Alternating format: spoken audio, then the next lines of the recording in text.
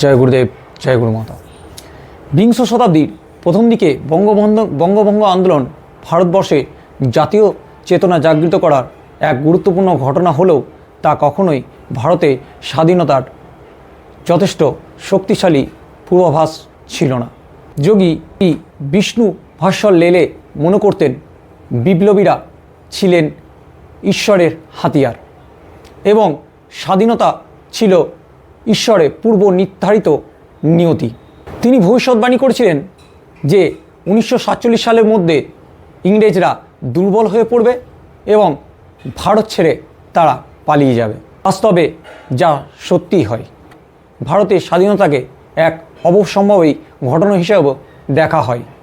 তবে তার অর্থ এই নয় যে শহীদ ও সংগ্রামীদের আত্মত্যাগকে অস্বীকার করা হচ্ছে। তাদের অবদান ছিল মানুষের মধ্যে চেতনা জাগানো এবং স্বাধীনতার পথে গুরুত্বপূর্ণ সহায়ক শক্তি হিসেবে কাজ করা। ভারতের অতীত কেবল ইতিহাস নয়, বরং মুনি ঋষিদের দ্বারা গড়ে ওঠা এক আধ্যাত্মিক ও সাংস্কৃতিক ঐতিহ্য। শ্রী অরবিন্দর মতে প্রাচীন ভারত ছিল এক শান্ত আশ্রমের মতো, যেখানে বসে জীবনের রহস্য নিয়ে চিন্তা করা হতো। প্রভাব এশিয়ার বিভিন্ন সভ্যতায় ছড়িয়ে পড়েছিল।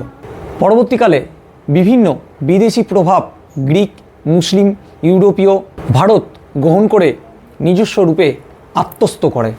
ভারতের বিশেষত্ব হলো সে বাইরের জ্ঞানকে গ্রহণ করে এবং নিজের সৃষ্টিশীল শক্তিতে নতুনভাবে গঠন করতে পারে। বর্তমানে ভারত আর নিষ্ক্রিয় নয়, সে অন্যদের অনুকরণে সন্তুষ্ট না থেকে বিশ্বকে নতুন দিশা দেখানোর জন্য সে নিজস্ব শক্তিতে এগিয়ে চলেছে। জয় গুরুদেব, জয় গুরুমাতা, প্রণাম। আজকের অধ্যায় এতদূর পর্যন্তই। সঙ্গে থাকবেন, সকলে সুস্থ থাকবেন, ভালো থাকবেন এবং চ্যানেলটি ভালো লাগলে সাবস্ক্রাইব করবেন, সঙ্গে থাকবেন। জয় গুরুদেব, জয় গুরুমাতা।